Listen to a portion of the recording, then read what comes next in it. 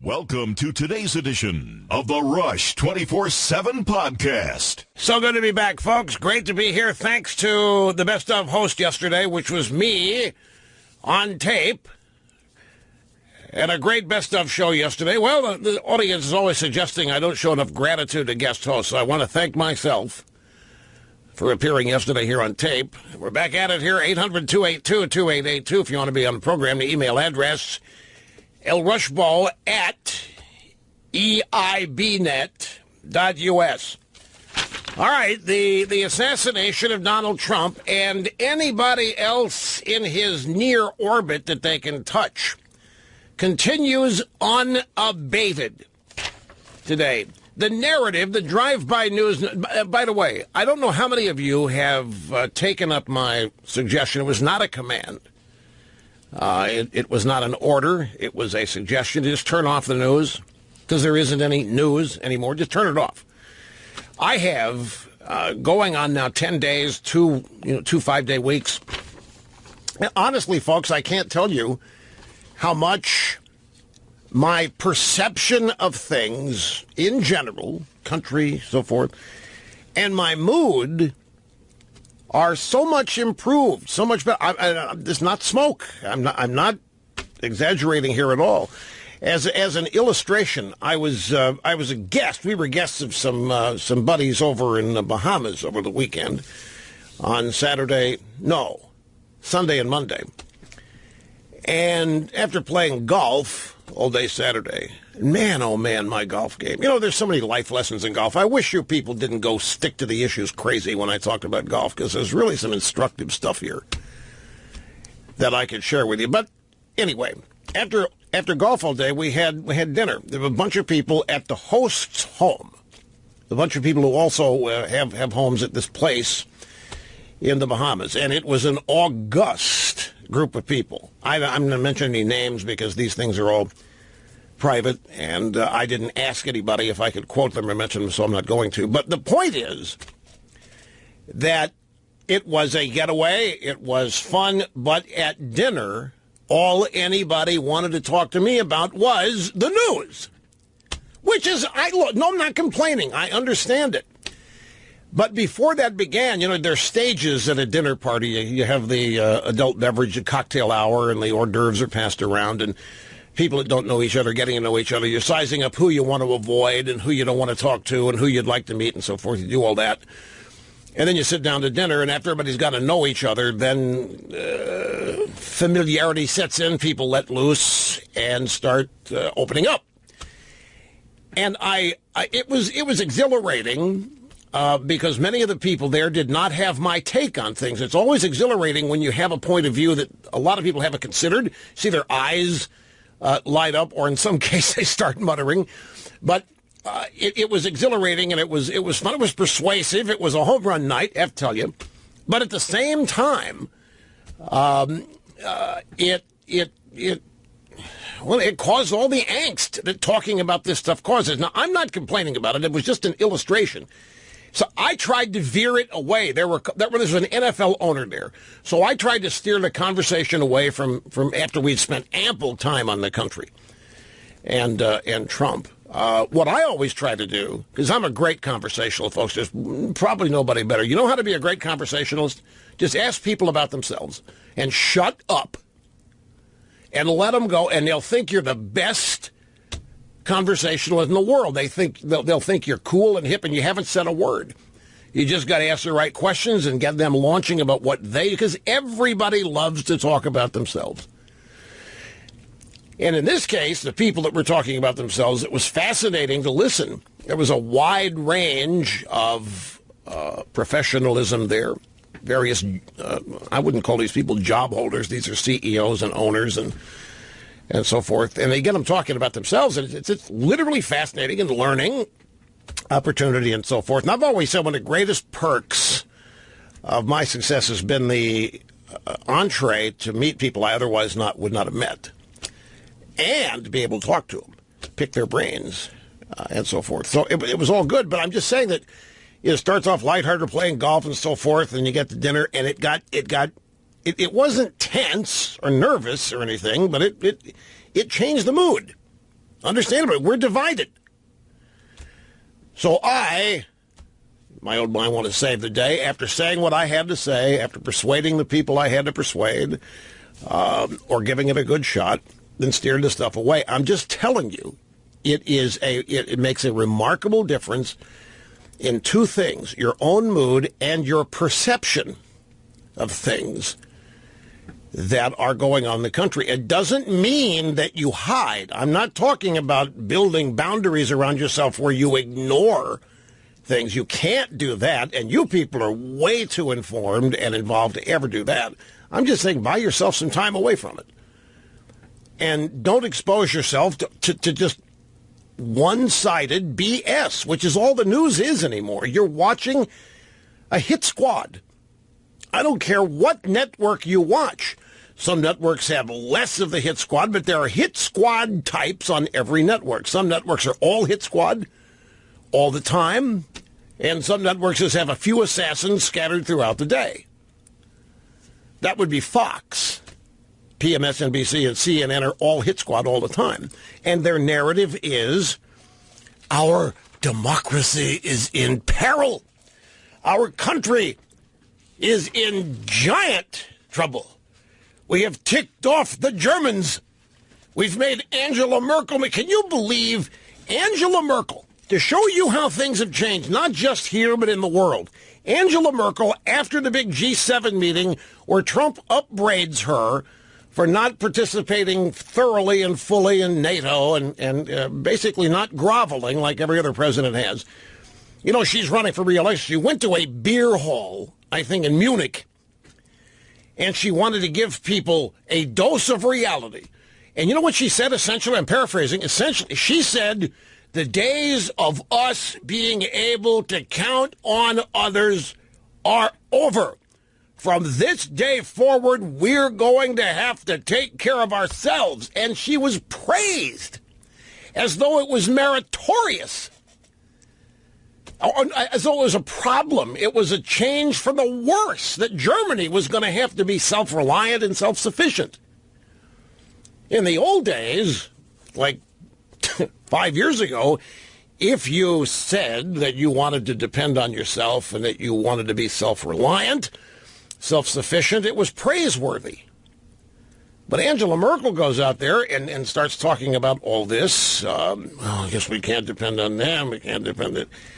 It's 180 degrees out of phase. And I think, Trump on this trip, I think, is the same Trump who's there all the time. For example, I don't believe Donald Trump is distracted. I don't think Donald Trump's sitting in the residence of the White House playing with marbles like Humphrey Bogart in a Caine Mutiny. I don't think that he's troubled. I think that he is solid, knows where he is. I think he's watching less of the news. He still tweets a lot about it, but he's watching less. My point, I don't think Trump is anywhere near the place that the drive-bys portray him as being every day. I don't think he's barely hanging on. I don't think his psyche is about ruined. I don't think that he is depressed and down in the dumps. And I don't think it's anytime soon that the cops are going to catch him on the road, DUI, with a horrible mugshot, not knowing where he is or how he got there. What a sad, sad, sad, sad, and all too predictable story with Tiger Woods, which, of course, I will get into a little bit later. See, I have a different narrative in the country here today, folks. My narrative is, and the facts support this narrative, American voters saved this country as we know it. My narrative is that Barack Obama is the one using intelligence agencies to spy on Americans. Barack Obama was the guy setting up back-channel communications links to the Iranians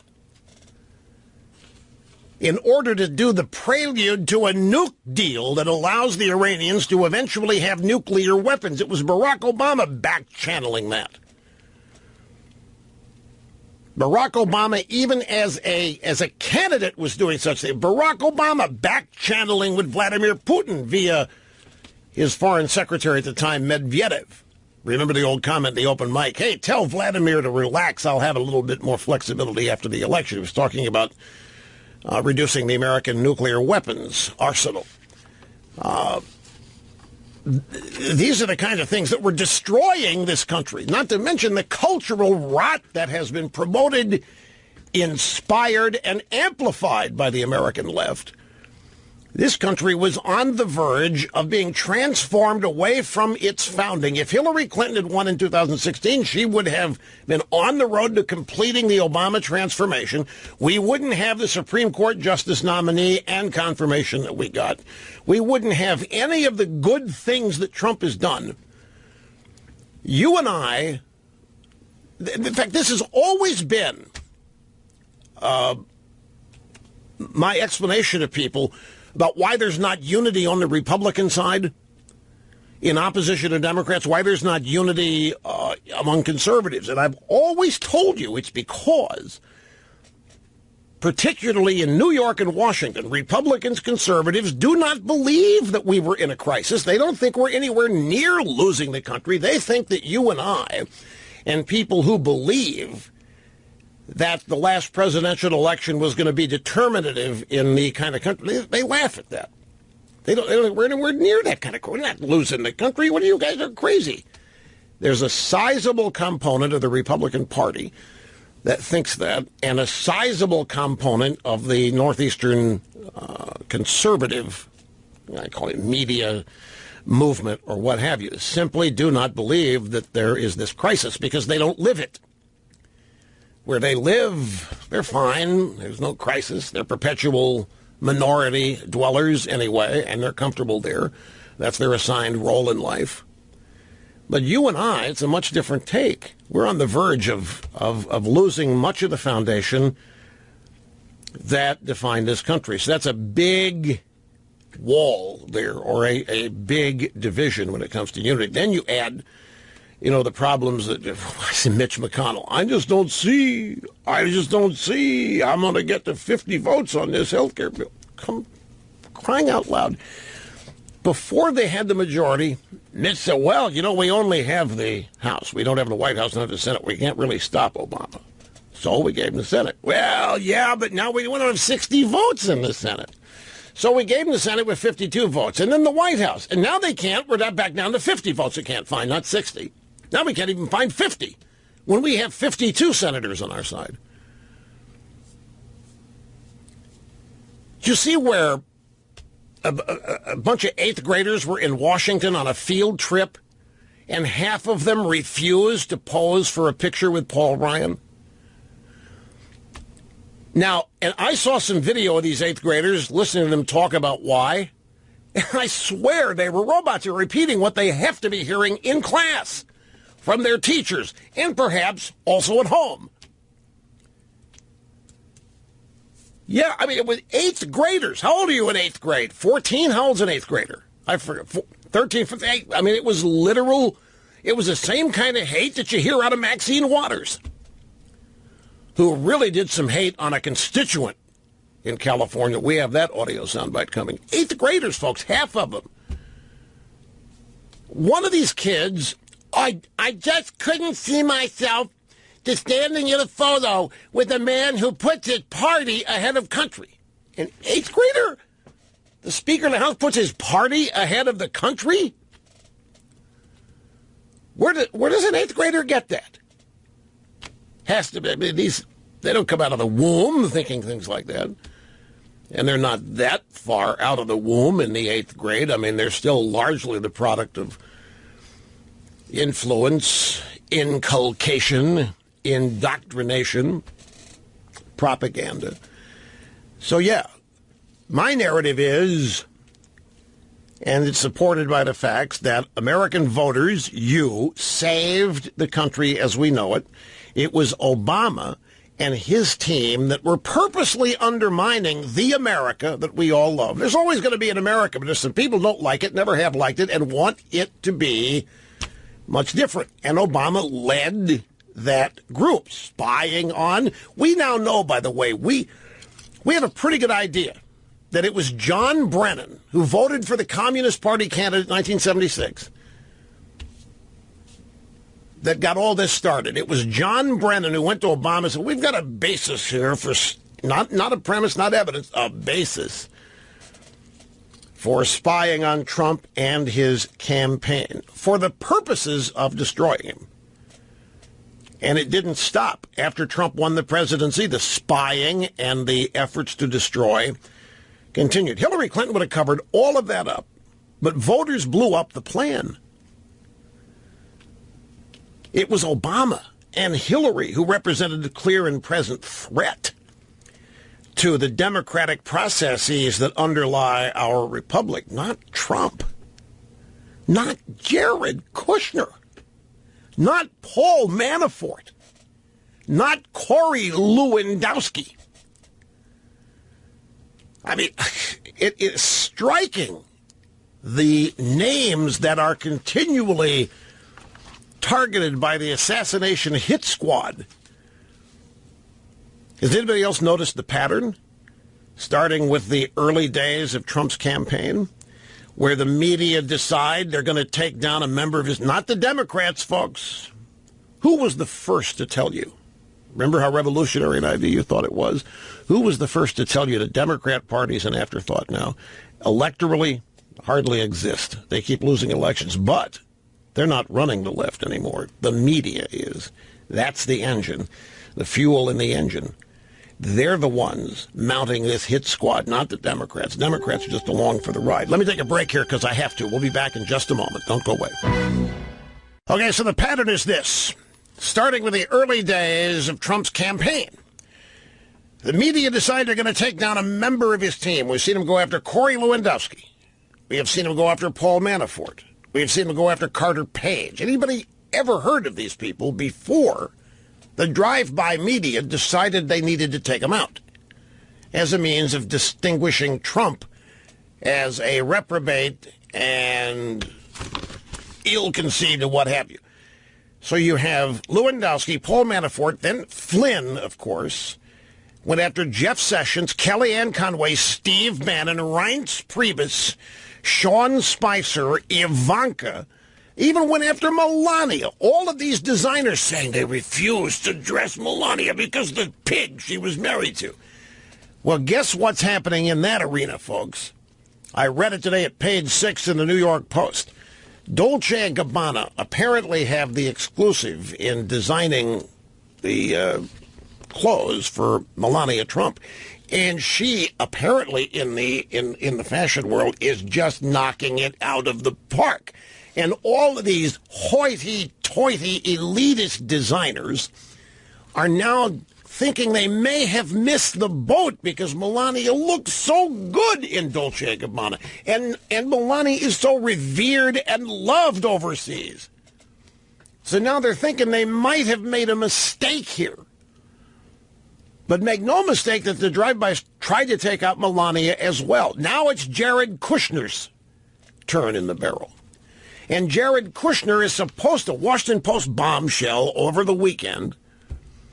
Russian ambassador told Moscow that Kushner wanted secret communications channel with the Kremlin. But remember, if you read the story, way down at the end, you find out he hasn't done anything. He's not a target. He's not a person of interest. It's a nothing story. There's nothing to it other than an attempt to sully his character.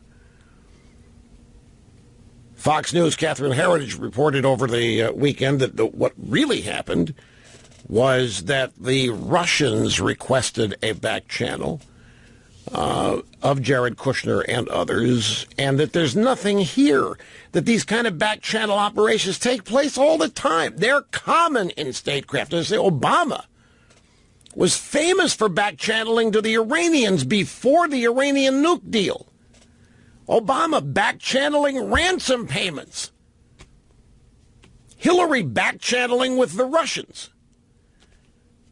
Now they're going after Jared Kushner. I'll tell you how we're going to know if Jared Kushner's in trouble.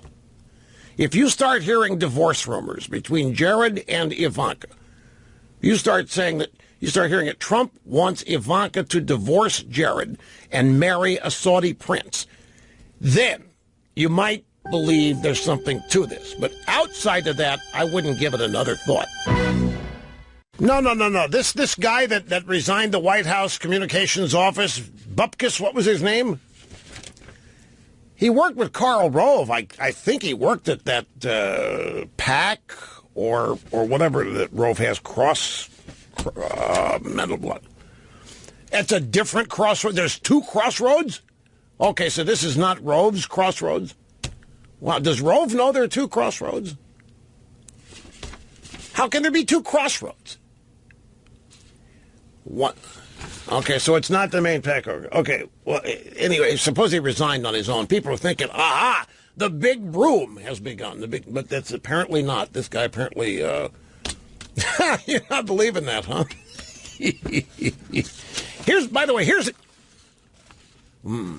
Yeah, but Snerdley just asked me if I heard the report that 3 leakers have been found. I saw that was 10 days ago, the first time I saw that.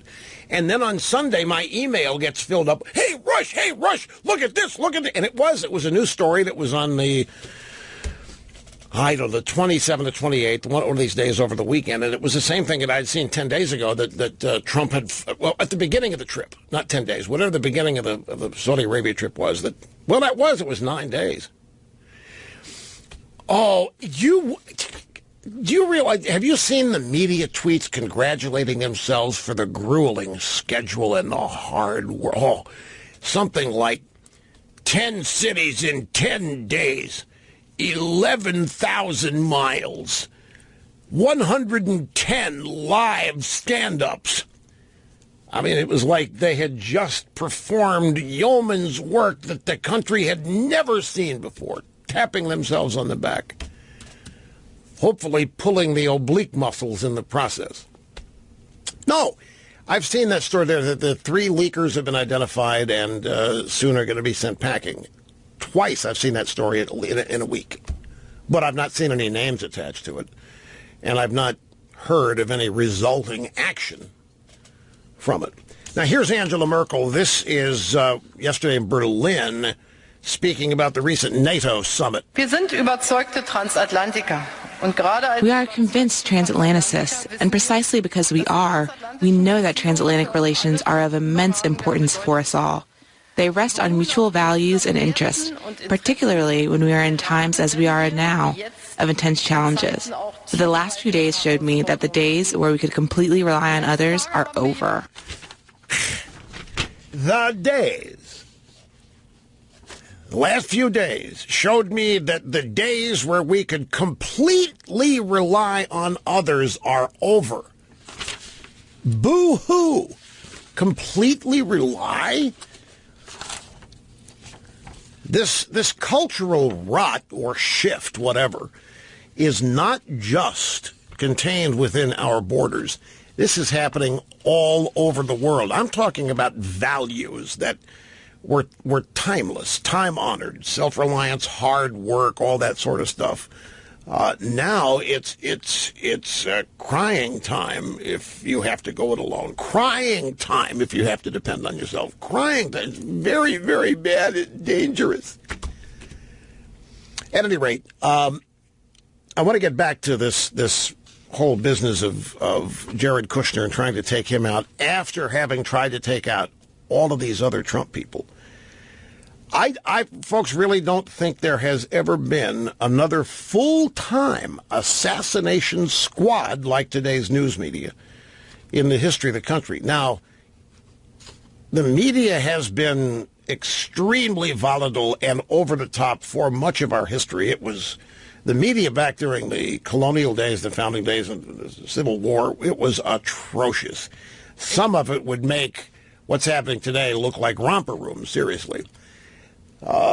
And I know that media in the past it's not long before Watergate, too, targeted presidents for destruction. It's just what they do. But this is full-time.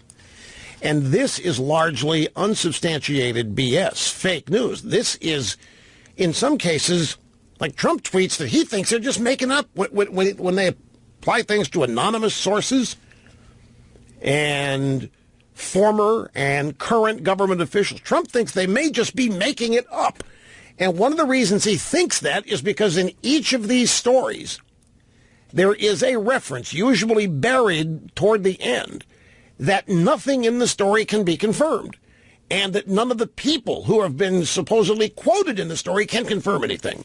And in the case of Jared Kushner, they write that he's not even a target, that he's not even a person of interest. He's none of this. It's just a made-up narrative. And it wouldn't take much to make up it, and the media doesn't have to do the making up. All it takes is an embed somewhere, a leaker in the White House, a leaker in the deep state, to call a journalist and say whatever, and if the journalist likes it and wants to, because they clearly have broomed this old adage that you need 3 sources, at the minimum 2 sources to confirm a story, identified and quotable. You need that's out the window now. All you need is somebody that you can say is in a current or former official position saying anything, and they can run with it, which is what's happening. And this is what I think is somewhat unprecedented. I can't say because I haven't been alive the whole time the country's been around.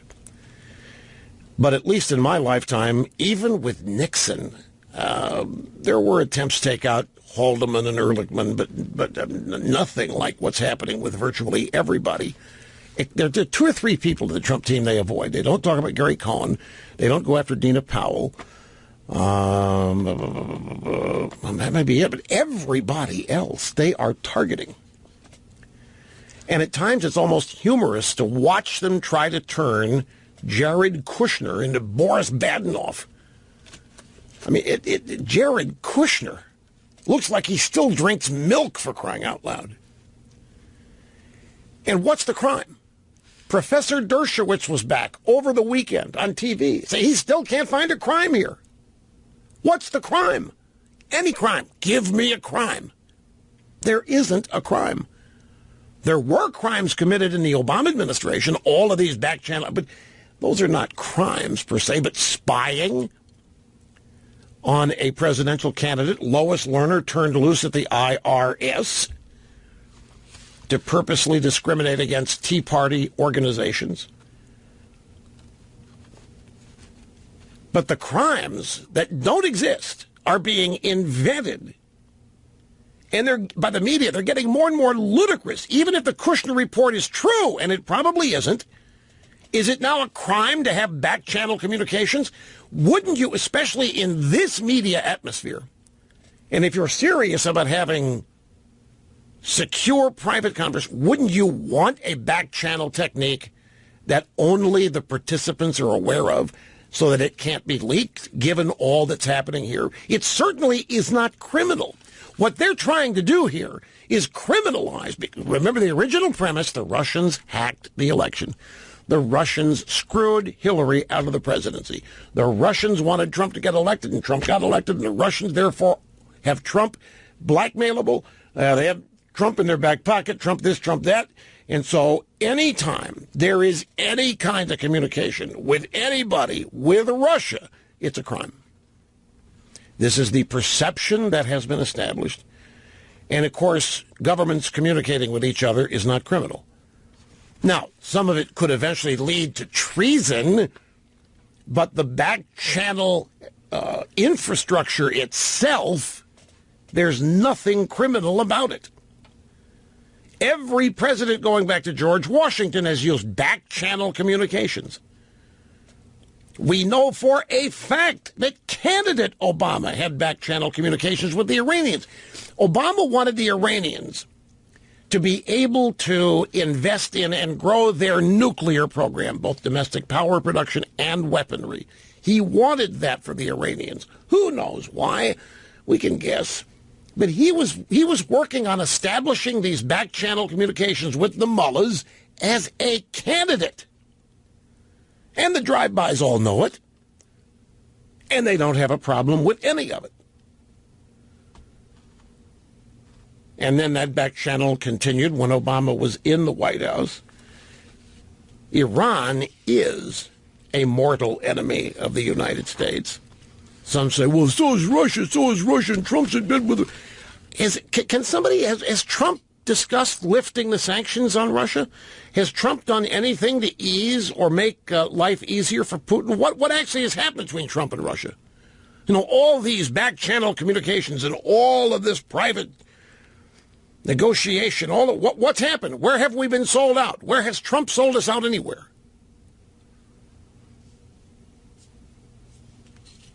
It hasn't happened.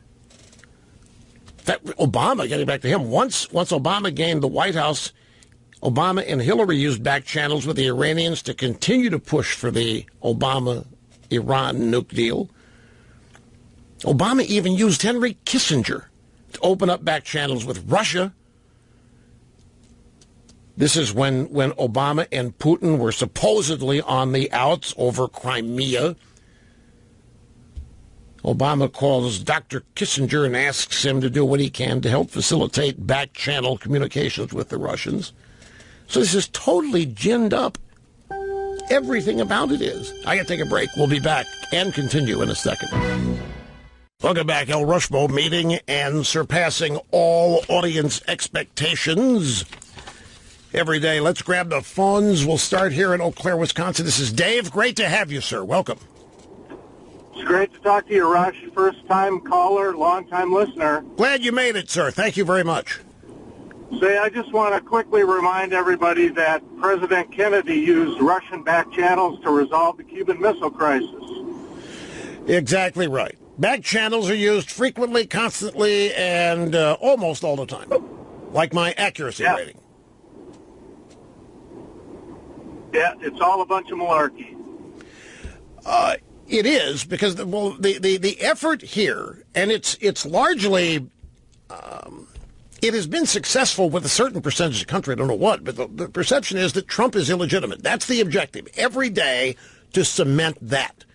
Everything is done with that primary objective. Secondary objective, of course, is to protect and preserve the Obama legacy, which is a disaster.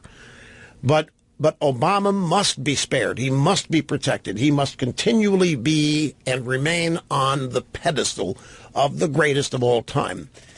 I share a little observation I had with you. Going back to the dinner I had Saturday night, there was one of the guests was a very accomplished woman who was one of the first in her field to do what she did. But I can't say anymore because it would let you know what it is, and I don't have permission to do that. So I'm not trying to tease you or anything. I'm just respecting people's privacy. But I've been doing this 30 years, and throughout all 30 years, I'm continually trying to find new ways to communicate and explain why I think what I think, or why I think what I think. And as I was listening to the story of this woman's story about how she was one of the first to do what she did, she's not an athlete,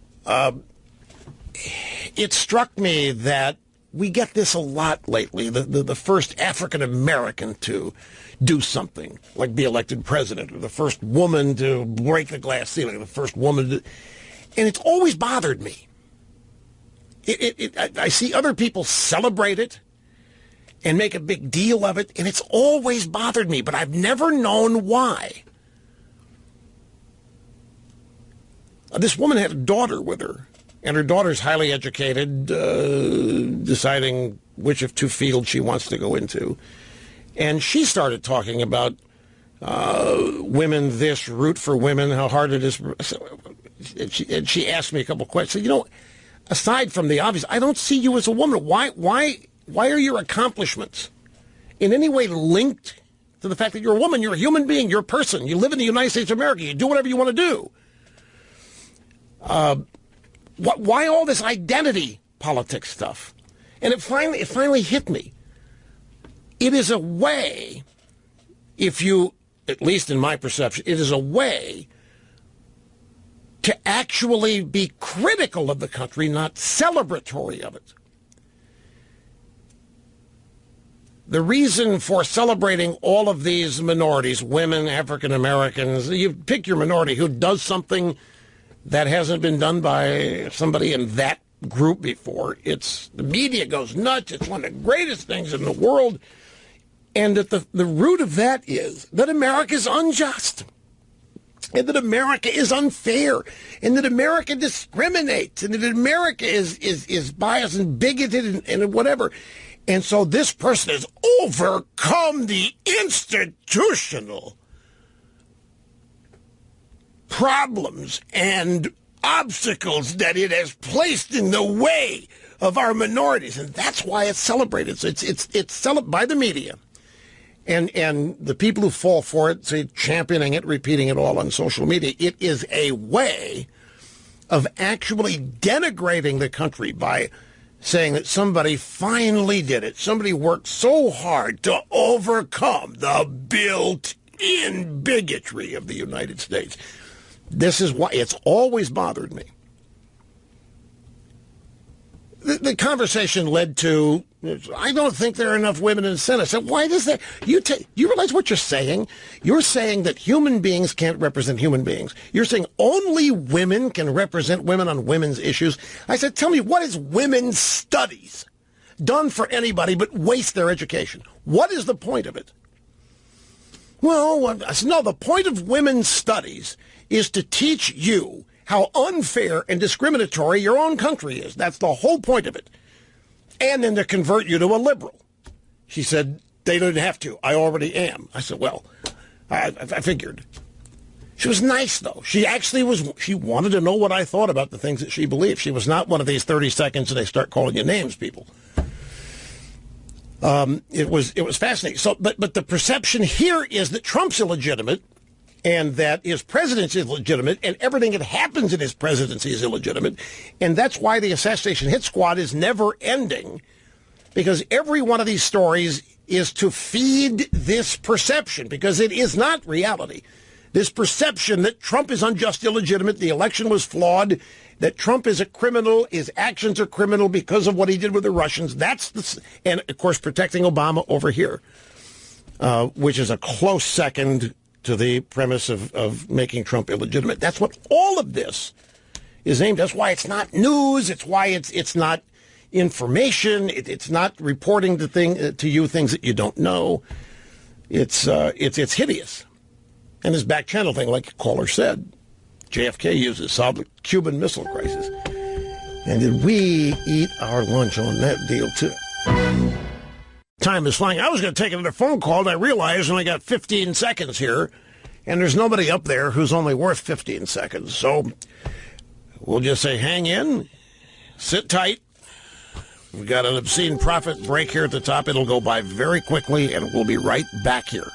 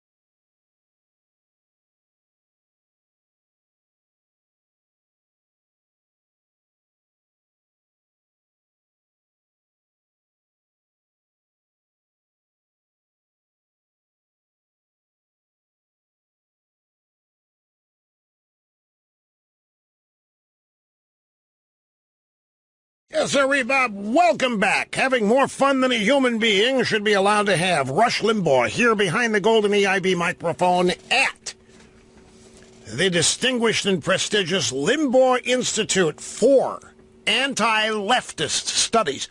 By the way, we have a brand new car magnet that we just produced signifying the change. It's actually not a change, it's an upgrade. From advanced conservative studies to advanced anti-leftist studies. I mean, I figure after 30 years, the advanced conservative studies have been solidified here. Everybody knows that.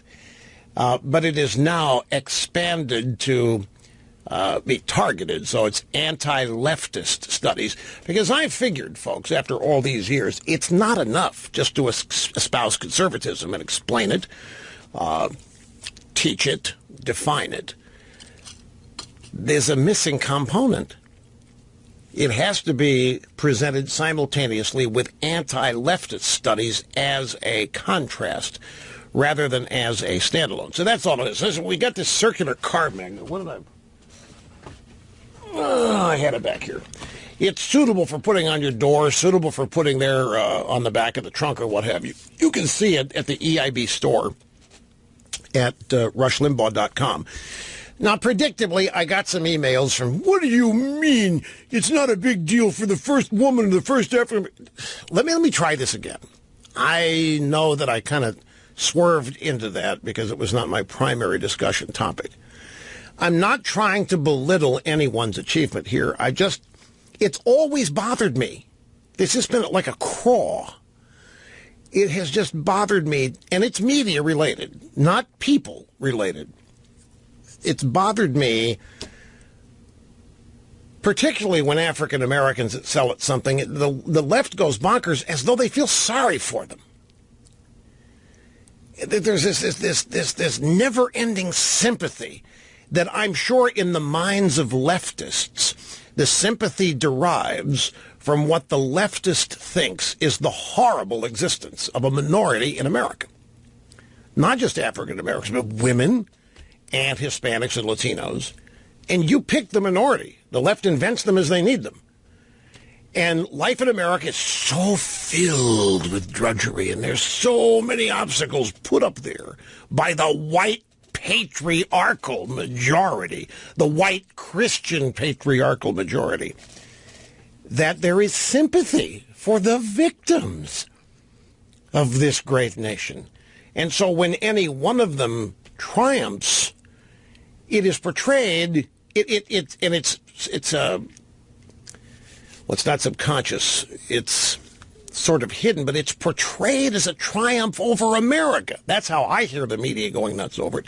Not as a triumph of personal glory and achievement, but a triumph over the odds. And what are the odds? Discrimination in America. It's always rubbed me wrong. And it's always, to me, actually shortchanged the person who has achieved something great by not focusing on the achievement, but instead focusing on the environment, the supposed environment where it happened. The odds against him, the stacked deck. Frank DeFord, giving a modified, moderate example of this. Remember Frank DeFord, the great sports writer, Sports Illustrated, The National? He passed away. He's 78 years old. And I met him once, but I remember Frank DeFord primarily from TV commentaries on the NBC pregame show for football way back when. And he had one of the most perceptive observations about fans that was hilarious. DeFord could be funny. And it was about fans in Chicago. And what they're the best baseball fans. Chicago's got the best baseball fans, the best baseball town in America. And DeFord could never understand it, because the Cubs never won anything. The way DeFord looked at it, the fans were stupid for constantly supporting and building up a winner. He said, great baseball town. He had some line about Chicago want to be known as the best laundry town. You want to be known as the best dry cleaning town. It was funny the way he put it together. It was an alternative take on the notion that fans of losing hapless teams are the best fans ever. What? Frank DeFord passed away, and there have been these obituaries and other articles about him. And in one of them, he was asked for his greatest sports memory. And this man had seen and written about sports from his teenage years. He had seen everybody in the modern era. He had watched and seen practically every major event, either live or on TV. So he's got all of these sports memories to draw on in answering the question, your greatest sports memory. And you know what it was? It wasn't a sports memory. He was in South Africa when Arthur Ashe took on the white apartheid government in a speech. He said, that is the greatest sports memory I have. Now, no quarrel, but it's not a sports memory. It's a memory of a guy who played tennis pretty well, taking on what? Racism, apartheid, what have you. And this is how leftists look at things, and they take the arena of sports. Look at what's happening with ESPN now. All liberal all the time. And it's not just that. I think where ESPN's really rubbing people wrong is that they're portraying a number of these athletes, like Colin Kaepernick, as victims. It's my whole point. Victims of what? What is Colin Kaepernick a victim of? The quarterback for the 49ers who took a knee rather than stand up for the anthem. You know who I'm talking. Snerdley's got a glance. So you know who he is. And so ESPN, of course, champions him and anybody else who followed Kaepernick and took a knee. Why? He's protesting America. Good for him. This is the thing that's always rubbed me wrong about this, is the reason these guys have attention focused on them. The reason they are heralded is because they are said to have overcome dire consequences of being an American. The horrible life circumstances of being an American. And they do the same thing with women who achieve and accomplish, and it's just, well, that's what's offensive to me. So, I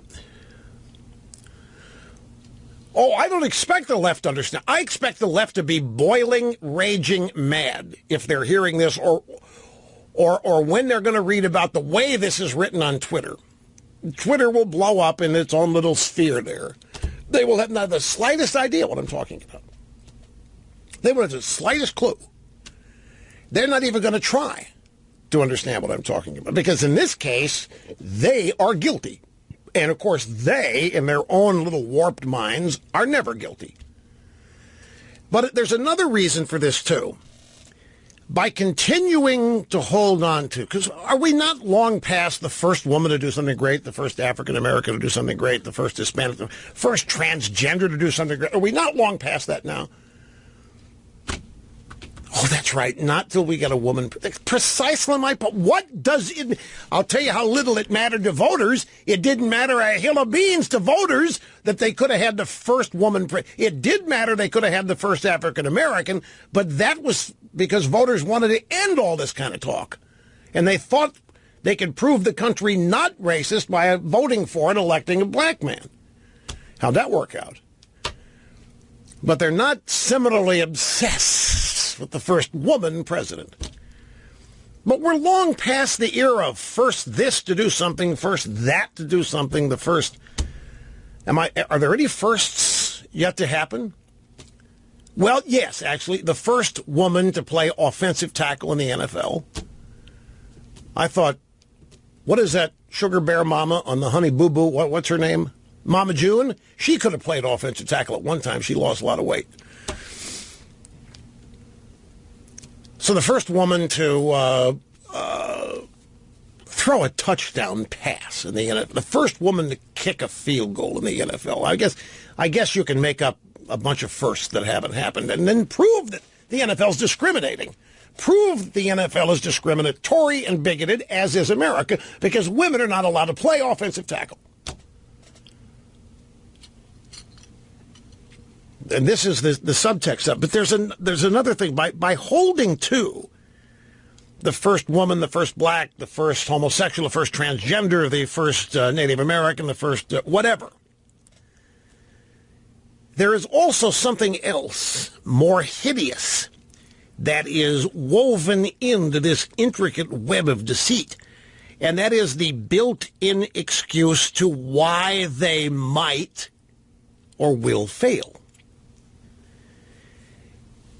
It's because America is unjust. When you have the first woman to do something, the immediate question is, why haven't there been more? Well, America's unfair, unjust, bigoted, and sexist, and misogynistic. And yet this one woman, whoever she is doing what, has overcome it. But the next one, if she fails, it's going to be because America hasn't sufficiently changed. So there's a built-in excuse to fail if you are a victim minority. Oh, that's what I was going to say about Kaepernick. The big problem ESPN's doing, beyond just liberalizing and lefting everything, is that they're making these athletes victims of what? Again, American culture and American society. And these people that are making gobs of money doing something that 99.9% of the population cannot do. And in doing their jobs, they provide an outlet of relief for people who want to get away from their day-to-day drudgery and just forget about it for 3 or 4 hours and watch a game and engage in discussion about it. Now we're being sucked in here politically. And we're being told that these great athletes and these great stars are victims. Kaepernick. They said, victim, look at what he's having to do. He can't get a job now in the NFL. Right, he can't play. But it's not because of that. He didn't get a job because NFL owners are uber patriots and they're discriminating against a young African American with whatever. What are you shaking? You said they're really not going to understand me now? What are you shaking? But I'm telling you, ESP, I know it's self-inflicted, but look at the media couldn't get enough of it. They picked it up, they championed it because they're built on Today's left wing is built on victimization, making everybody a victim, and then creating sympathy and an impossible set of obstacles to overcome as a means of portraying America as insufficient, therefore needing massive transformational change. And this is what's always bugged me about all this. Because, see, I don't hate my country. I don't dislike my country. I never have. And I've literally, intellectually, emotionally don't understand anybody who does. But I know they're out there. I have to take a break here, folks. We'll be back. We will continue before you know it. Don't go. Grab audio soundbite number 4. This was yesterday on Slay the Nation. This kind of in line with what I'm talking about, how the media perceives America. And, of course, in the media's eyes, which is leftist, America is unjust. America is, in many ways, illegitimate. America is the problem in the world. As Angela Merkel so proved with her incisive comment that, guess now we are going to have to totally rely on ourselves because this idiot Trump isn't going to be looking out for us anymore. And that, of course, makes us the bad guys.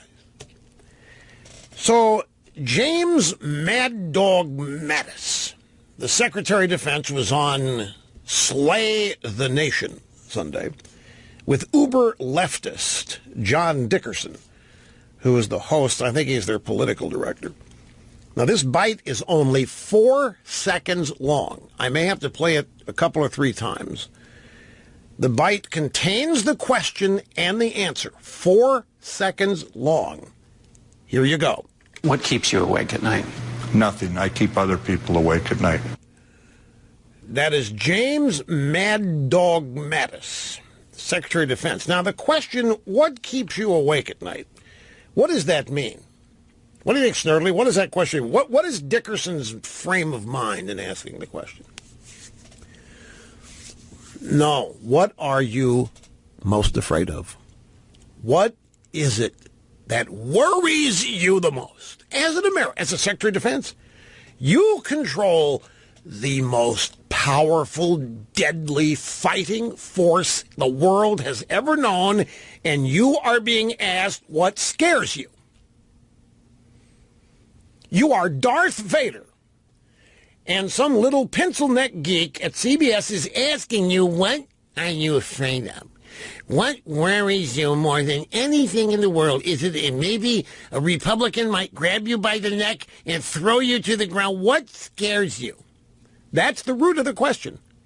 Now, in Mad Dog Mattis's eyes, he is indeed the Secretary of Defense, which means he runs the most powerful and deadly military force the world has ever known. That is how you must look at the U.S. military. You know the purpose of the armies, folks, is to break things and kill people. It's not doctors and nurses and clean water. It's not social programs.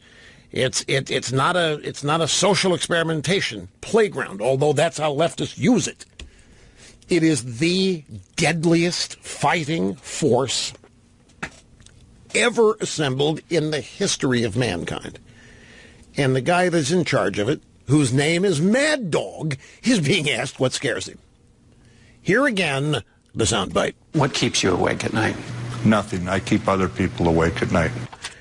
Now, do you realize what the Twitterverse is going to do with that? They're going to be outraged at that. Real men, pajama boys, don't think this way. You don't want to scare people? That's bullying. Mattis is going to be portrayed as a bully, as a meanie, as insensitive and not concerned with people. That's another thing. Since it's pet peeve day, I'm getting tired of hearing about what's happening on Twitter since most of that's fake. You know, I watched this, I read something today. It might have been about Melania and Dolce & Gabbana, with now the exclusive to dress her, to come up with her wardrobe, and all these other hoity-toity designers who wanted nothing to do with Trump are now starting to feel a little remorse. And the story contains something, and Twitter blew up over it. So who cares?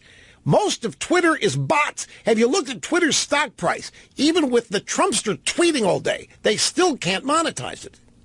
You seen their stock price? This is one of the most amazing things when you talk about strict business. When you look at the supposed number of users, that place ought to be dwarfing Amazon. Well, not Amazon. It ought to be right up there with Google in terms of what they ought to be able to sell advertising-wise. But they can't monetize it. The founder, a guy named Jack Dorsey, as they do with all founders, they got him out of there. And they bring in some corporatist-thinking guy to be the CEO. He runs it into the ground. They bring the founder back trying to save it because Jobs did, when he came back, saved Apple. But nobody else has been able to pull that off. But he's back there, some of the original guys, and they continue beating their head against the wall. And I am convinced, well, because I know in many cases that 10 people on Twitter working together using a couple algorithms can make themselves appear to be tens of thousands of people. And I think the left has co-opted Twitter like they have co-opted the paid-for protest march.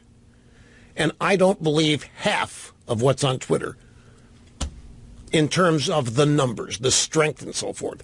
If it were the case, if Twitter were actually America, Trump could have never been elected.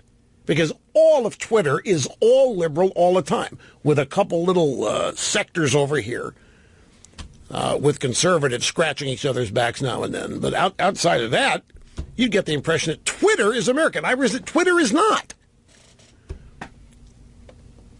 Twitter is blowing up. Twitter is this. Twitter had a fit with Tiger Woods' mugshot. Oh, yeah, that was Twitter went overboard with Tiger Woods' mugshot. Meant to, I don't know if it was Photoshop, but it meant, well, no, when they say Twitter went nuts, it means America is overflowing with rage. I just don't buy that. Having more fun than a human being should be allowed to have Rush Limbaugh behind the golden EIB microphone. Here's John in Bloomington, Minnesota. Great to have you. How are you doing? Thank you. Appreciate listening to your program.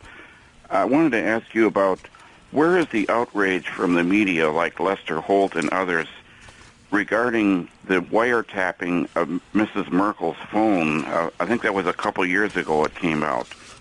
Did the media protest and say everything back then when we were wiretapping a foreign government's leader's telephone? Of course not. And regarding these back-channel communications, several administrations used somebody named Dr. Armand Hammer, who was, I believe, the head of Occidental Petroleum. Right. He was called on many times to speak to the Russian government. That is exactly, you're exactly right about that. Armand Hammer. And what about Jesse Jackson? The administrations sent Jesse Jackson over in sometimes to meet with countries we were having difficulty with. I don't hear any outrage about that. But the Reverend Jackson was not back channel. Reverend Jackson ordered in public, but that was a prisoner release somewhere. Might have been Iran. They might have sent him. Could they have sent him over there for the American hostage crisis? You're right about that. I just don't remember the year and the particular case. He was sent over, I think, when an American pilot was shot down, and he was able to get that pilot back to the United States. Right. Which of course meant that the deal was done before Jesse Jackson got there. Mm-hmm. I mean, that's how these things work. Statecraft works. You make the deal, then you do the public, essentially the public version of it. But the Reverend Jackson would not have gone over there had the deal not been already made to release the pilot. So whoever made the deal with Reverend Jackson, he either blackmailed him or strong-armed him, or they were one of his buddies and wanted to make him look good. But your question, look, about wiretapping Merkel, it goes to the thing that we all know, and we could mention it every day. The simple fact of the matter is that everything Trump is being accused of, Obama has done. Really done. We don't have any evidence Trump has done anything. We really don't, folks. There is not a crime. Nobody has found evidence of a crime, which is why this is in the middle of shifting and transforming to people like Kushner and Flynn, because they don't have anything on Trump in this regard. And it's just like global warming used to be global warming. And when the Earth stopped warming, it turned it into climate change. Well, now this scandal is required, or it requires some transformation in order to keep it alive, because the story has no evidence. There is not a crime. Grab soundbite number 8. We do it again. This is Friday night. CNN Anderson Cooper, the fill-in host, is the Wolfman, Wolf Blitzed, and he's talking to the Professor Alan Dershowitz of Harvard about the report that Jared Kushner proposed a secret means of communicating with Russia. Wolf Blitzer said, Professor Dershowitz, does this point to some evidence of collusion? Evidence of collusion is not a crime. Even collusion is not a crime. This is another example of a political bombshell that doesn't rise to the level of criminal conduct. And special counsel is supposed to be investigating only criminal conduct. I've gone through all the relevant federal criminal statutes, and I can't find a crime in the existing law. There isn't any crime in existing law in terms of behavior committed by Trump or his peoples. There isn't any crime. This is not even about that. This is about creating the perception that Trump has created crimes, or that his people have. It's about creating the perception that Trump is a reprobate and should not have been elected. That's what really this is all about. Angela Merkel was, in fact, wiretapped by the Obama administration. Not only did the media not go nuts over that, neither did she. She didn't raise much of a storm about it. You have to ask yourself, why is that? We know why the media didn't. Folks, if you're hoping that all of this hypocrisy by any of the Democrats, Hillary or Bill Clinton or Barack Obama, if you're thinking that it'll ever be touched on, much less exposed, in the drive-by media, you are facing a lifetime of disappointment. It's never, ever going to happen. The media does not exist for that reason. The media is the weaponized version of the Obama army. They are totally there to protect and to surround and to take out enemies. That's the only reason they exist. I can say only reason, but it's one of the guiding foundational objectives of the media today. There's only one enemy in the world. The only one enemy in the world is the Republican Party and the conservative movement. That leads me to a whole nother bunch of stuff that is very frustrating to me. I don't understand how people don't get that it's not just the Democrats in Washington that are roadblocking Trump. I mentioned it earlier. Mitch McConnell says he can't see a way to getting 50 votes for the House Obamacare repeal bill. Now stop and think here, folks. Back when the only element that we had was the House of Representatives, and Republican voters were constantly saying, why aren't you doing more to stop Obama? Why aren't you trying to do something to stop Obamacare? Stop. And the answer was, well, all we've got is the House. We can't get anything through the Senate because the Democrats own the Senate. Obama's in the White House to veto anything if it did make it there. So voters gave Republicans the Senate. And Mitch McConnell said, well, the first thing you have to know is it takes 60 votes to do anything in the Senate, and we don't have 60 votes. We only have 52. And then he would add, plus, as long as Obama's still in the White House, all this is academic anyway. He's going to veto whatever we say. So we gave the Republicans the White House and elected Trump. Now, the latest story, there's a Wall Street Journal story. You know, I had to sort of cram last night after getting back from being away 2 days. So a Wall Street Journal story. How the Republicans in the House, they just can't. It's just impossible. They're pulling their hair out. They don't know what to do. They just can't find a way to cut any taxes. Because every time they cut a tax over here, they have to find a way to make the money up over there. And they just can't. And they're looking at all these various tax cut proposals, and they said, I don't know how we're going to pay for all this. So the Republican Party, which is ostensibly the party of the president, and they owe their majority to him, particularly the Senate, are roadblocking Donald Trump more than the Democrats are, because the Democrats cannot. The Democrats don't have the votes in the House to stop Trump. The Democrats don't have the votes in the Senate to stop Trump, although there is the 60-vote cloture requirement. It's not the Democrats standing up and saying, we are not going to help. We're going to stand in the way of any foolish tax cut you propose. It's the Republicans standing up and saying, I just don't see how we're going. There's no room here. I don't know how we're going to lower rates when you have this exemption over here and you have this exemption there. I just read this stuff and I shake my head. They don't want to cut taxes. Either they don't want to cut taxes institutionally, they don't want to cut taxes economically, or they just don't want to do the heavy lifting to do it. I don't know what it is. My guess is they don't want to help Trump. Now, you would think Trump figures this out, but he doesn't give any evidence of it. Like he tweeted something was, U.S. Senate should switch to 51 votes immediately and get health care and tax cuts approved fast and easy. Democrats would do it, no doubt. He's talking about getting rid of the 60-vote requirement to shut off debate and just go to simple majority on every bill. Does he know that it's the Republicans that are the roadblock here? He has to know. And certainly if he's got people around him who know. Now, I could understand if he doesn't want to go public and start a internecine battle between the White House and the Republicans on Capitol Hill.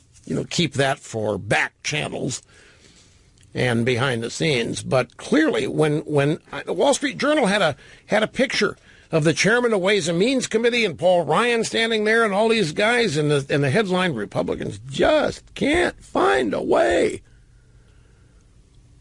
to cut taxes. They just don't see how they can do it. It's incredible. It really is incredible, because of course there's a way. They just don't want to do it. I think it's all establishment all the time, anti-Trump. Throw the media in there as well. But even in the middle of this, I can tell you almost assuredly that Trump is not off his game. He's not despondent. He's not sitting there worried about why all these people hate him. Not sitting there. He's not worried about all that. He's just head down and moving ahead full speed as he can, not reacting or responding to all this stuff in the media, except when he tweets. Well, that's another thing. Everybody's telling him to stop tweeting. And haven't you seen stories over the weekend of people succeeding and getting... He had a monsoon of tweets yesterday and today. Doesn't look like he stopped tweeting to me. All right, well, now I got to click on the link. Hang on just a second here. What am I supposed to see here? There's a controversy brewing. I don't even want to tell you what... the one in red is the Photoshop. Yes. Yeah, I see what you mean. And are they still using that one? All right. Let's move into Tiger Woods. I had a bunch of questions about that. I was just informed that ESPN photoshopped the mugshot, and to try to make Tiger look less whatever he looks. And I didn't seen ESPN, and I haven't gone to their website. So the staff clued me in, and I'm looking at it now. And they have changed it. There's no question they photoshopped it. They've added a little hair and combed it, or made it look like it's combed. And the eyes look a little brighter and more focused than in the real mugshot. Now, this should not surprise anybody. It should not. This fits perfectly with today's ESPN. What are they doing here? What are they doing by photoshopping Tiger Woods to make him look not as whatever he looks in the real mugshot? What are they doing? So I've had a couple questions, because the stories that have accompanied the news that broke yesterday morning was that Tiger is earning $45 million a year as a corporate sponsor, even though he hasn't won a golf tournament this century. Well, that's not true, but he hasn't won a golf course tournament in a long time. He hasn't played competitive golf in a long time. Nike is paying $20 million of it, and I can't remember the name of the other outfit that is making. There's two companies. He's making a total of $45 million, and people are asking me, is he generating enough sales of endorsed merchandise to warrant this kind of payment? No. Why does Hillary Clinton get paid $14 million for a book that nobody buys? Why does Hillary Clinton get paid $14 million for a book that nobody will show up and have her sign at signing ceremonies? Why? Well, yeah, it's a payback. Why did Les Moonves, when he hired Stephen Colbert, say, I don't care about ratings, I want the buzz? Okay, it's hip, it's this. Now, in the case of Nike was Tiger's first sponsor way back when he went pro in 1997. Phil Knight loved Tiger Woods. I was at that Masters for a couple of days, and my friend Howard Slusher worked at the time for Phil Knight in his office, the founder of Nike.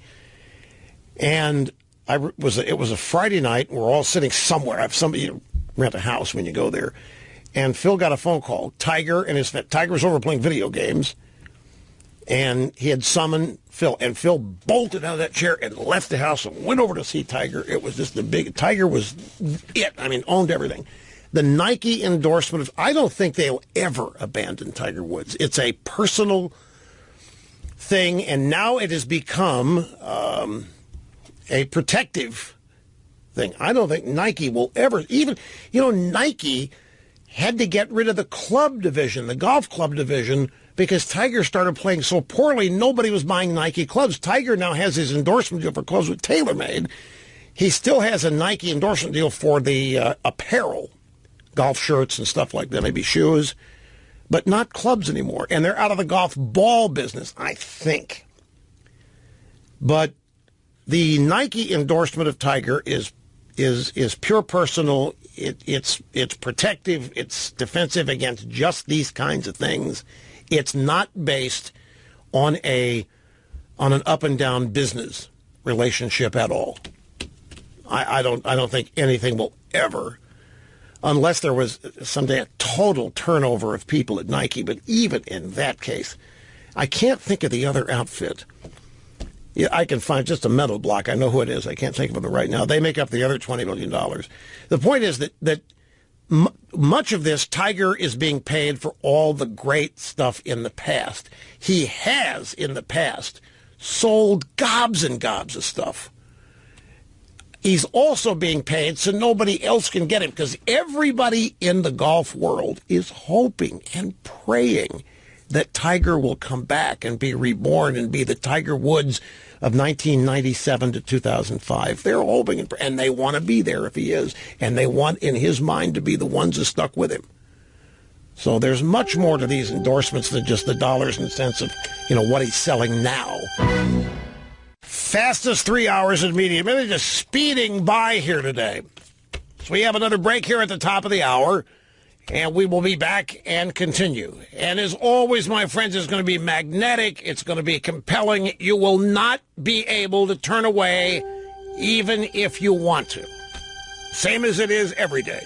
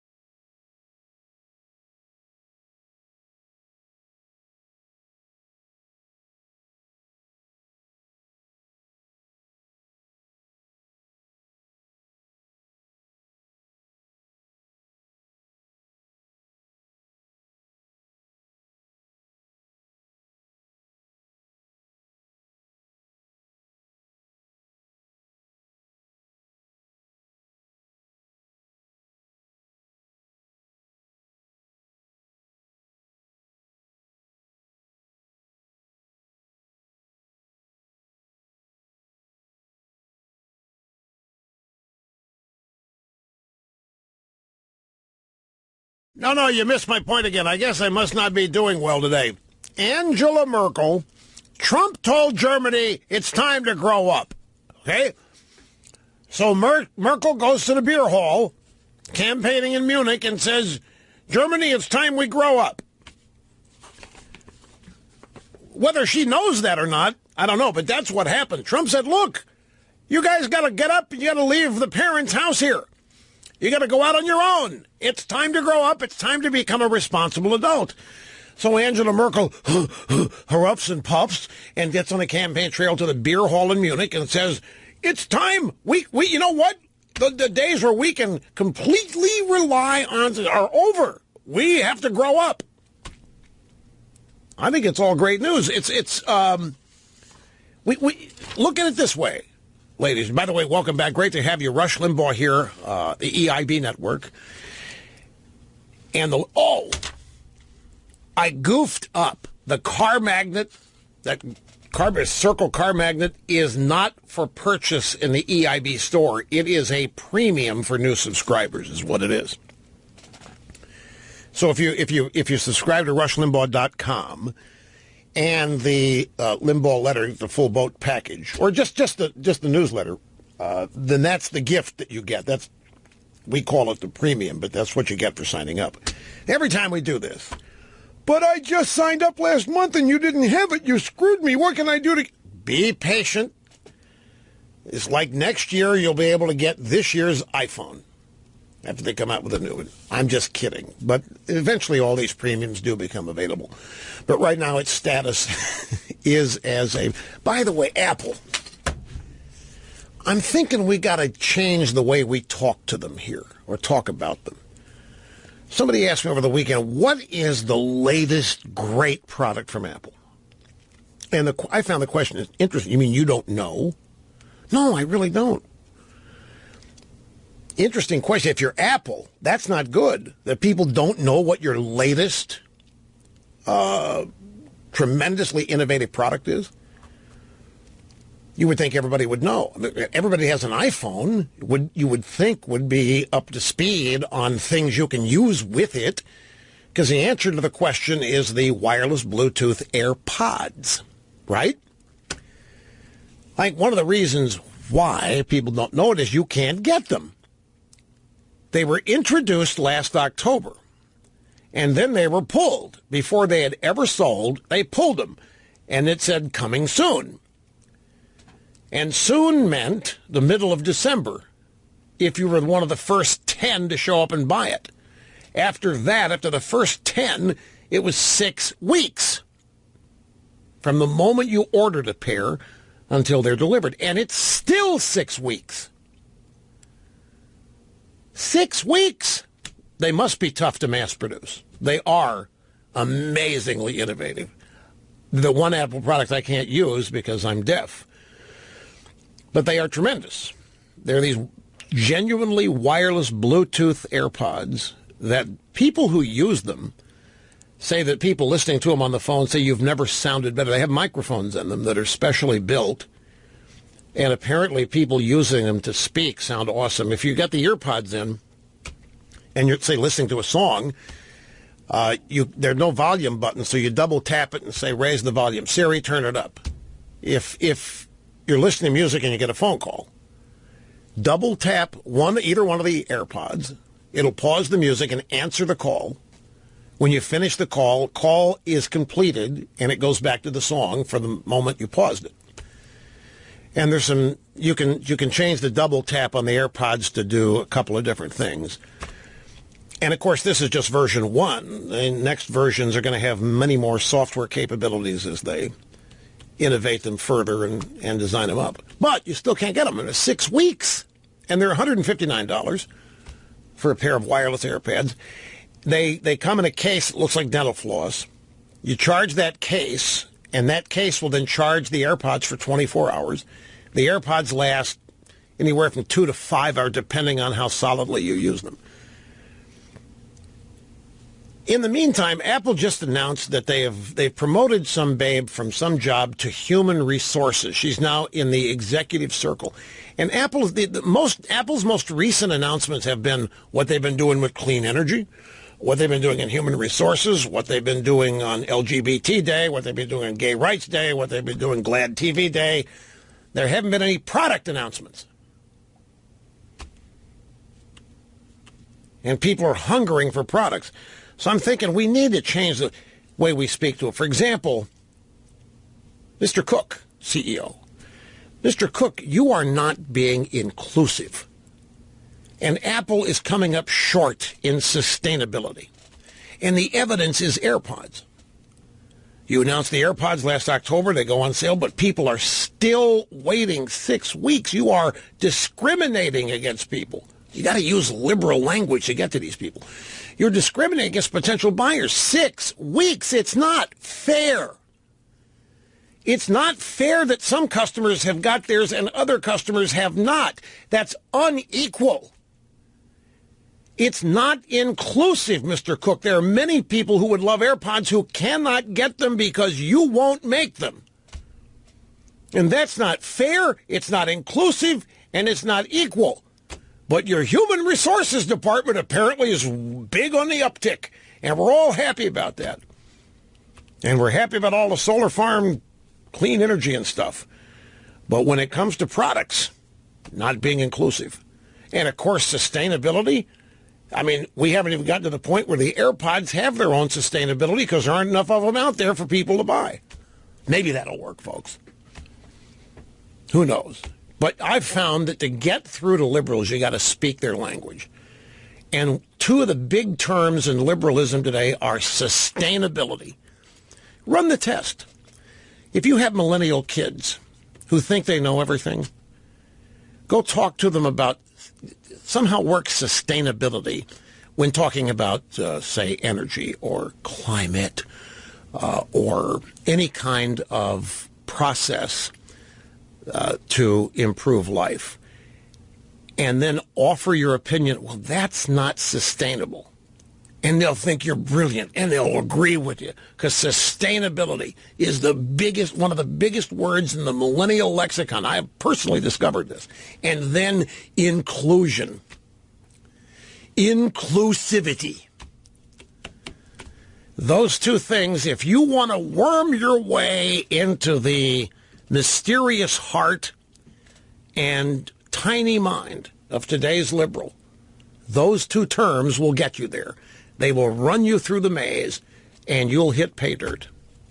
As long as you can sell it, as long as you sound like you really believe in inclusion. And if you really think somebody is not being inclusive with what they're doing, and if what they're doing isn't sustainable. For example, Big Macs are not sustainable. We cannot sustain the planet with Big Macs because that's beef, and that's methane, cow farts, and that's destroying the climate. So Big Macs are not sustainable. So we must have sustainable energy plans, sustainable this, sustainable that are all inclusive, that take us to equality. Try it, my friends. If you have been having trouble with your millennial kids, try working those three terms into any conversation, and they will think that you have overnight become brilliant and matured, and you'll become respectable parents. So we have a socialist. You thought I lost my place, but I didn't. Back now to Angela Merkel in the beer hall in Munich. We have here a socialist-leaning leader who wants to open her borders to virtually any and all because she doesn't have a birth rate replacement level sufficient to keep factories open in Germany. Germans are not having children at a replacement population level. That's why Merkel needs all these refugees for her workforce, so she says. Germany has the fourth strongest GPD in the world economy. And for her to stand up in a beer hall in Munich and say that Germany and Europe must now stand up and take care of themselves, that is a victory. That is a massive Trump victory. But the left and the media are looking. He insulted Angela Merkel. Can you believe what he did? He insulted this pig, this boorish brute. He insulted Angela Merkel. This is not fair. Oh, this is why we're going to hell in a handbasket in America. This is just so bad. It's so rude. But it's the exact opposite. At long last, Germany may work toward not having America pull their bacon out of the fire every decade or so.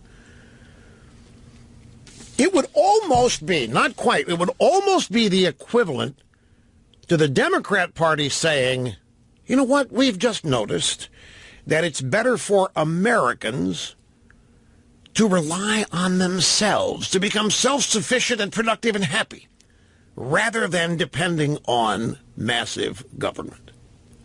You can't see that happening, right? That will never happen. There will never be, be a random Democrat here or there says it before he gets slapped and spanked and thrown off the reservation.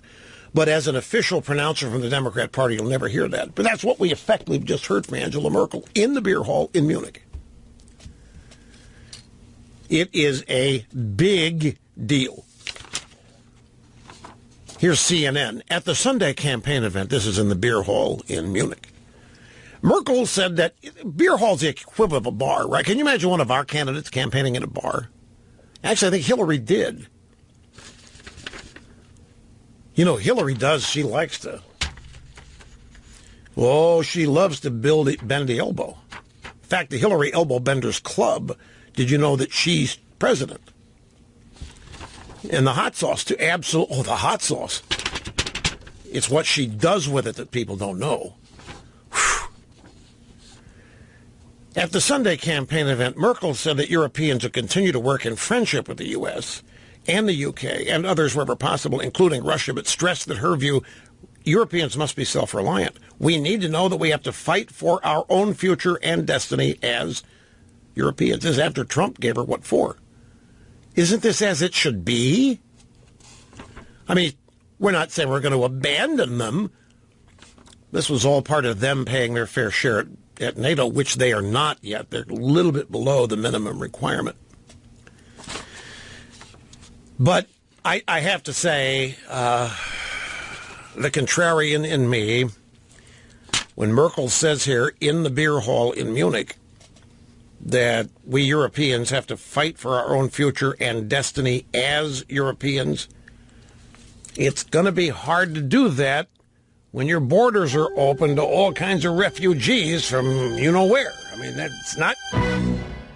Daryl in Seattle, glad you waited. You're up next, sir. How are you? Thank you, Russ. I'm fine. It's an honor to talk to you. Thank you very much. I appreciate that. I want you to imagine, keep your hand over the cough button. You may start laughing hysterically. Imagine Hillary Clinton had character. Her presidency would already be over. If she would have left Bill Clinton publicly in 98, she could have raised money, started a campaign, and rode into Washington on a white horse, the champion of women everywhere. And I'll tell you, the only thing that the Democrats are going to be able to do to begin to recover, is to sacrifice Hillary Clinton at the altar of our criminal justice system. Well, now you, this is quite a crisis too.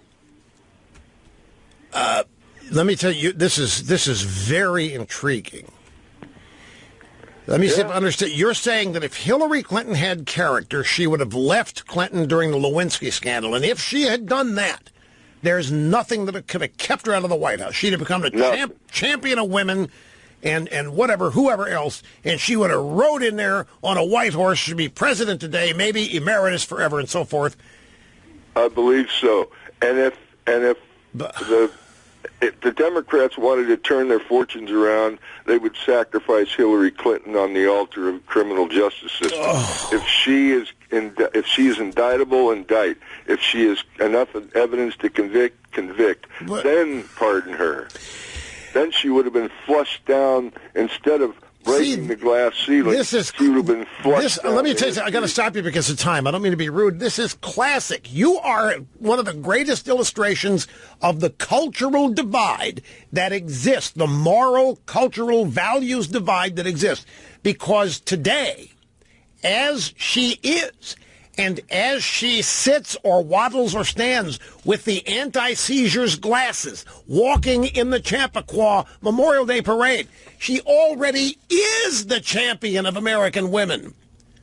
She already is at the pinnacle. She can't get any higher as the champion of American liberal women. You're of course right on the money for a certain segment of the population. The second thing is the Democrats. Well, I got to have a break here. But I'm going to continue this. Stay with us out there, Daryl. Now, if Daryl in Seattle's still on the phone, he's not there. Okay, so you hung up on Daryl, even though I told Daryl to hang on out there. But I will continue. His point is, Snerdley and I were arguing about this during the break. Snerdley thinks that if Hillary had left Bill, that she would have owned American politics for as long as she wanted to be in it. And I don't think that. I think Hillary Clinton, she can't get any more prominent and powerful in the Democrat Party than she already is. Now, maybe she could have branched out and become more popular elsewhere, but I think this illustrates the cultural divide we face. Because on the left, remember, everybody's a victim. Hillary was a victim all of her life. Hillary left Wellesley to go to Arkansas to be with this hick and to manage his career and maybe take over when he got wherever he was going. She could have had it all. Her reputation, strange as it sounds, when she was at Wellesley, the Northeastern liberal elite establishment thought Hillary Clinton could write her own ticket. Even though she failed the bar exam 3 times, they thought she was one of these people who could write her own ticket. And when she gave all that up to go to Arkansas to be the wife of the attorney general at the time who was going to then run for governor, she became a victim. And then she became another victim 10 times over with all the cheating. She hung in there, and it was Hillary Clinton that kept his career viable and his presidency viable. If she had left him during the Lewinsky scandal, that would have been the end of his presidency. She would have taken his presidency with her. Not that he would have been impeached, but if she would have left, that would have ended the days where the Democrat Party felt they owed her. But what Daryl thinks is, and maybe some of you do too, that having done that, if she had had the character and the self-respect to say, I'm not putting up with this anymore, and I'm getting out of here, that would have given her a brand new stature and independence. But that doesn't jibe with the feminism of the day. You think it does, but it doesn't. The feminism of the day said that you can't have a man make you happy the primary reason. A relationship can't be the primary reason you're happy. Anything other than you, and you're selling out to the culture, to the dominant patriarchal culture. So being in a relationship, wanting to get married, all that stuff, that was the model for women that kept them subjugated. You had to branch out from it. But she didn't do that. She hung in there with Bill and protected the Democrat Party, and did so. She remained a victim. Throughout, she to this day remains a victim, overcoming all of these things. Running for president, she was overcoming being a victim of the Obama movement in 2008. I think if she had left Slick Willie in 2008, it would have been one of the most confusing things for feminism, not knowing quite how to deal with this, because feminism's first devotion is to liberalism, not women. People don't understand this. Feminism, civil rights, what global warming, climate change, it's all devoted to an ideological agenda. Climate change is not about climate change. It's about the people in it getting rich off of an ever-expanding, growing, controlling government. Ditto, feminism. It's all about expanding the government and government control over people. It's about creating victims. When you successfully turn somebody into a victim, you have automatically made them dependent on you. When you convert somebody to a victim, you are essentially telling them they have lost the power necessary to solve their own problems.